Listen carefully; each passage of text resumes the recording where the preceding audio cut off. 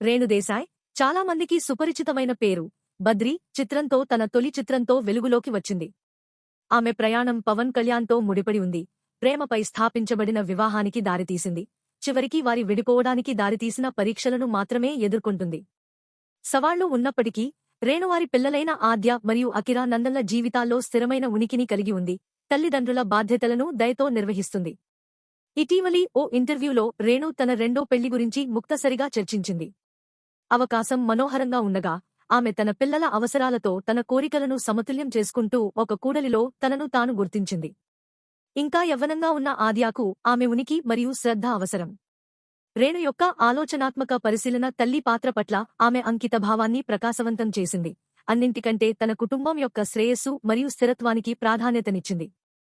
తన నిర్ణయాన్ని ప్రతిబింబిస్తూ, ఇది బాహ్య ఒత్తిళ్లు లేదా సామాజిక అంచనాల ప్రభావంతో కాకుండా జాగ్రత్తగా చర్చించి చేసిన వ్యక్తిగత ఎంపిక అని రేణు నొక్కి చెప్పారు.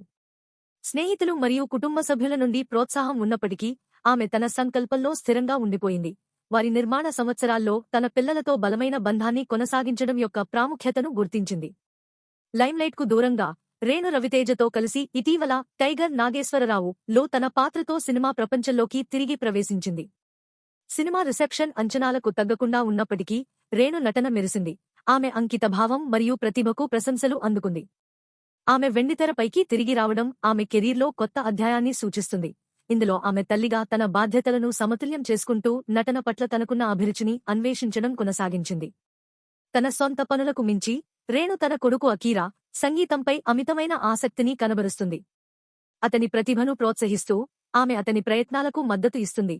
సృజనాత్మకత మరియు వ్యక్తీకరణ అభివృద్ధి చెందే వాతావరణాన్ని ప్రోత్సహిస్తుంది. రేణు దేశాయ్లో కేవలం ప్రతిభావంతులైన నటి మాత్రమే కాదు, అంకితభావంతో కూడిన తల్లి మరియు శక్తిగల స్త్రీ. జీవితం యొక్క సంక్లిష్టతలను దయ మరియు స్థితిస్థాపకతతో నావిగేట్ చేయడం మనం చూస్తాము. మరిన్ని అప్డేట్లను చూసినందుకు ధన్యవాదాలు. దయచేసి నా ఛానల్ని సబ్స్క్రైబ్ చేయండి.